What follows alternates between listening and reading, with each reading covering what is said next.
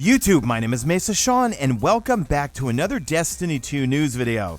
Alright folks, it's Thursday, and you know what that means? We're going to go over the latest Destiny 2 news, including the good old This Week at Bungie. Before we get into that news, we're going to go over a pretty big, massive Destiny 2 Fall expansion leak. And now we have a different name for the Fall expansion. It keeps changing with every single leak, and also leading me to think some of these are complete BS. However, some of them do line up with what we're seeing with this current season. So we're going to go over it, and again, I will give the preface of taking it with a grain of salt. If you enjoy the video, please hit the like button, but more importantly, subscribe. If you're not a subscriber, I want to earn your subscription, and you guys are still crushing it. I can't believe this. We used to have 62% of you guys who watch my videos are not subscribed, and now it's down to 57.9. My goal is to get it to 50%, and then I will stop talking about it at the beginning of every video. And also, let me know in the comment section, what are your expectations for this summer DLC? We know the pyramids are going to be here by the time the season ends. So what are your expectations? Will they be setting up for Titan's demise? I think they are. Let me know in the comment section. Is Titan going away? Yes or no? So let's get into this DLC leak for the fall. Now, TimeSplitter01, beloved channel member and also main admin, sent me some screenshots, and of course, where is it coming from?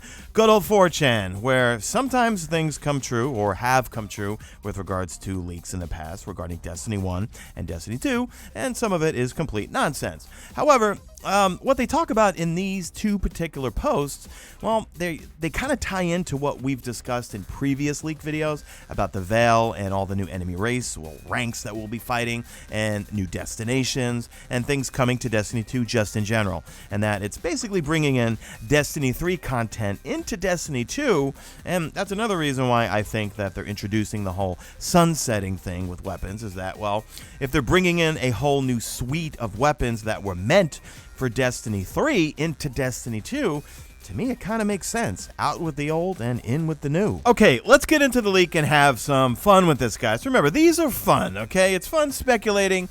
I am hyped for this summer. I am hyped for this fall expansion and whatever Bungie brings upon us. So, Destiny 2 Dark Omens is supposedly the name of the fall 2020 expansion, not Collapse. Now, this poster does say, before getting into the details about this new expansion, I want to first start off by saying whoever the quote-unquote leakers are pretty close to some of the details of the fall 2020 Dark Omens expansion. They continue with, this is a reference from Zavala in the current season of the Worthy. The season will be featured alongside Dark Omens and will be called Season of Dusk. And it's funny because Lance, the voice actor for Zavala, posted a quick video over on his Twitter that he's doing some voiceover work for Destiny 2. And he just simply ended the video with saying whether he wanted it or not. Obviously, you know what that's from, right? And it's interesting because once or twice, someone pointed out Zavala referencing the pyramids or something when you stand near him. I took a look at it and I sat around him for a while, and he does reference the pyramids, but I don't know if that was new or not, or if he was just referencing the pyramid over on the moon. It could be a coinky-dinky, I don't know. They continue with, the locations featured in this expansion will be Europa and the main pyramid ship, the Calamity. In previous leaks, they called it the Finality. So again, no. I was about to say take it with a grain of salt. Yes, take everything with a grain of salt, but they're calling it the Calamity now. So they move into the race, ranks, I guess, or factions of the race. And in previous leaks, they said, one, that this the Veil have more enemy races than any race that we faced before, but they also had kind of nicknames based on a chessboard. They continue with, the new race is in fact called the Veil. They're a group of spectral elemental aliens who worship the Winnower and her idea of a final shape. There are 6 units of this new enemy type. So the first ones are called Spectres, which are kind of like shadows / take enthrall in appearance that surround you with numbers and suppress your abilities and movement once in their proximity. Next up, we've got the Rooks, and that's going to be another chess piece reference right there. They'll that teleport and will shoot you from a distance. Next up, we've got the Pawns, infantry like minions who are the average type of enemy. Next up, we've got the bishops, another chess piece reference. Melee-based specters that are major type enemies like captains, knights, and chieftains. Then we have gargoyles, which are floating, winged, shielded enemies who trap you in a suppression field and drain you of health and super energy.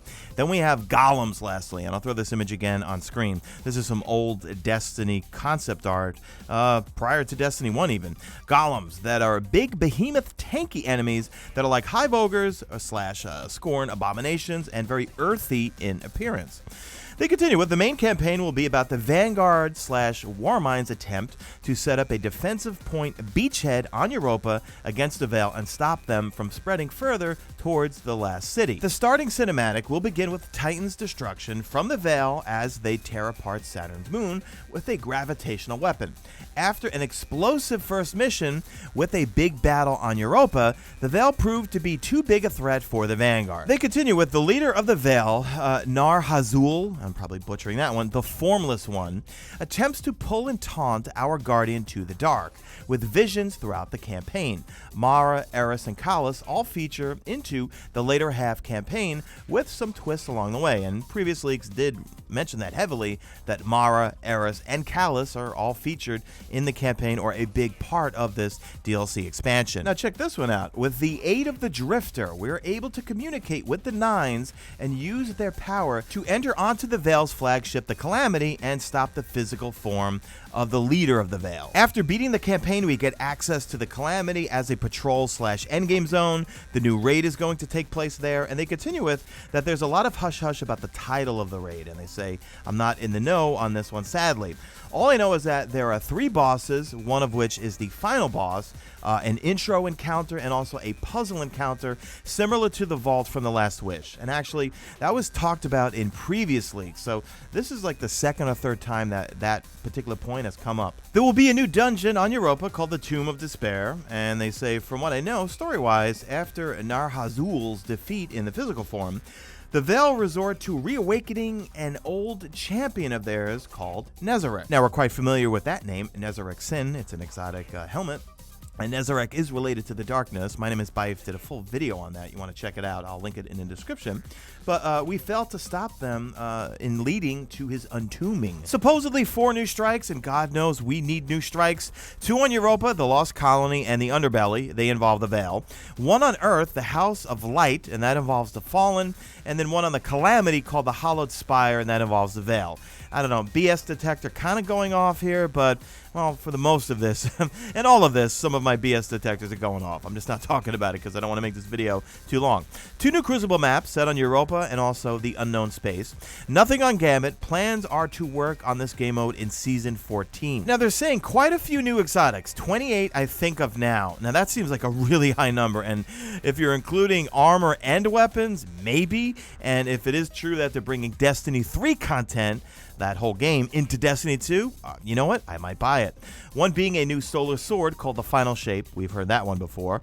A new Europa-themed scout rifle called the Winter's Call. No darkness-based subclasses are rumored, just an updated class system similar to Destiny 1's classes, but more nuanced. And we did hear this in one of the previous leaks. Like, the first initial leak was darkness subclasses, and then supposedly someone at Bungie, which I really was not buying because their post was spoken like they worked for Bungie, and it seemed like they were trying too hard. But yeah, they said that first they were saying, yes, darkness subclasses, and I hope we do get them, but then they were saying that that actually has been taken out and that like they're going to retool them. But this kind of makes sense because we all loved the way the D1 system worked for subclasses. So if they can go back and make it like the D1 system, I'd be happy with that. Would you be? New seasonal artifact, Tribute of Nezarec. The Season 12 content B-story will focus on the Fallen, so maybe that's why we have a Fallen Strike. Also, new vendor refreshes for Vanguard, Crucible, and Gambit. That kind of makes sense because that has not happened in a very long time. And lastly, a new seasonal pursuit weapon a 720 rounds per minute auto rifle called the Undoing. Now let's go over the This Week at Bungie for the 21st, and I will link it in the description, so if there's a few things that I paraphrase, well, you can read it all by just clicking the link in the description.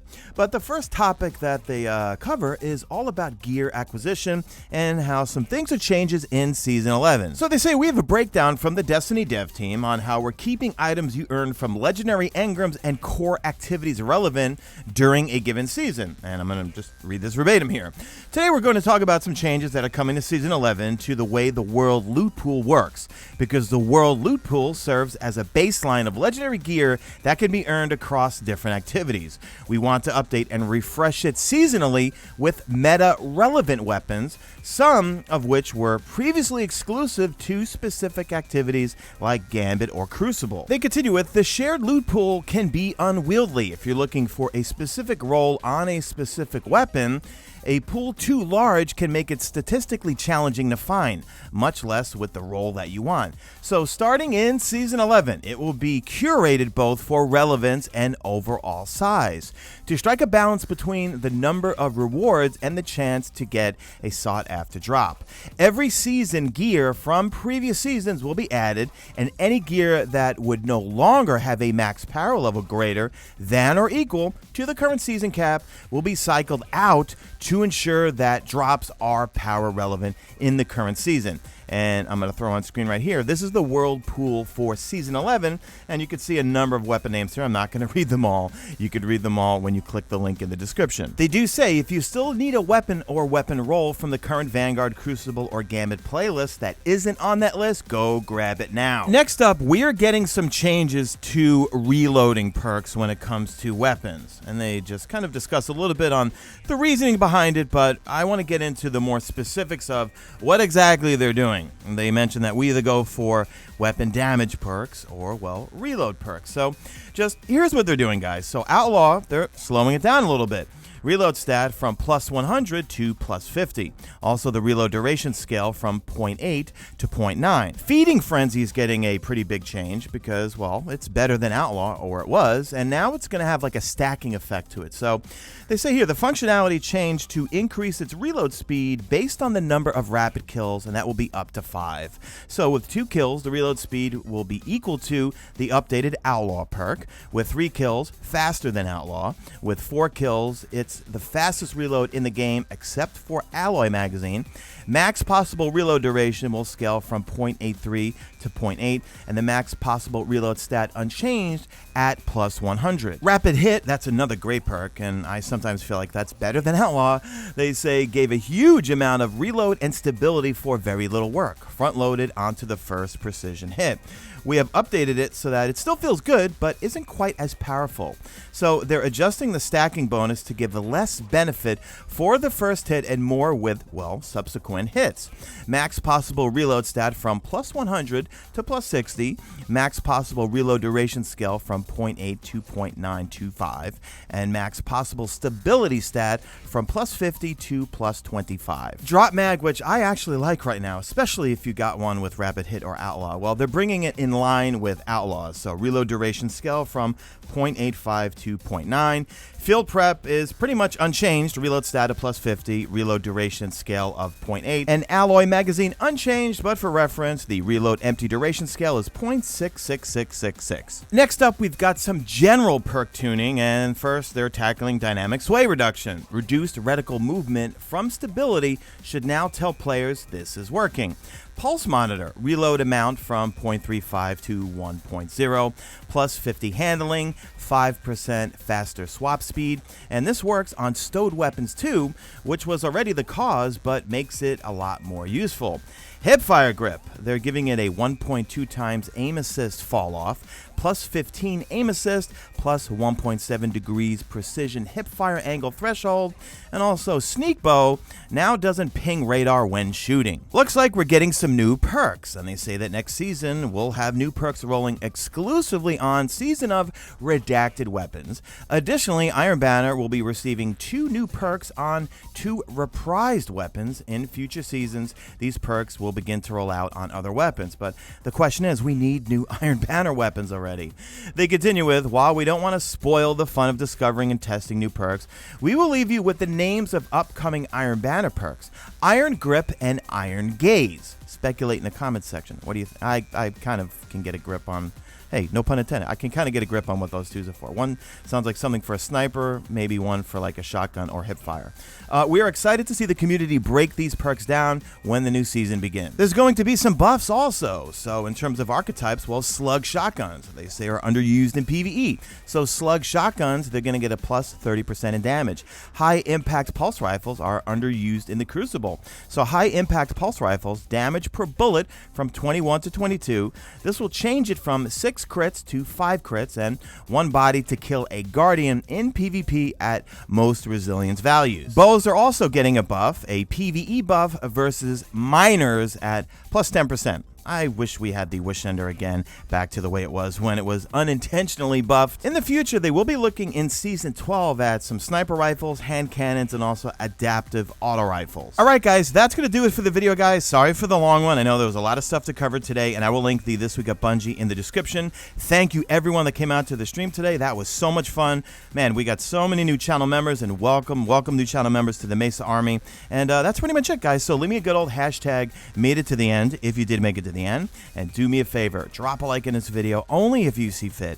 Follow me on Twitter at Mesa Sean. Check out my stream, you usually know it's on YouTube, and that's it. I am out of here like Vladimir.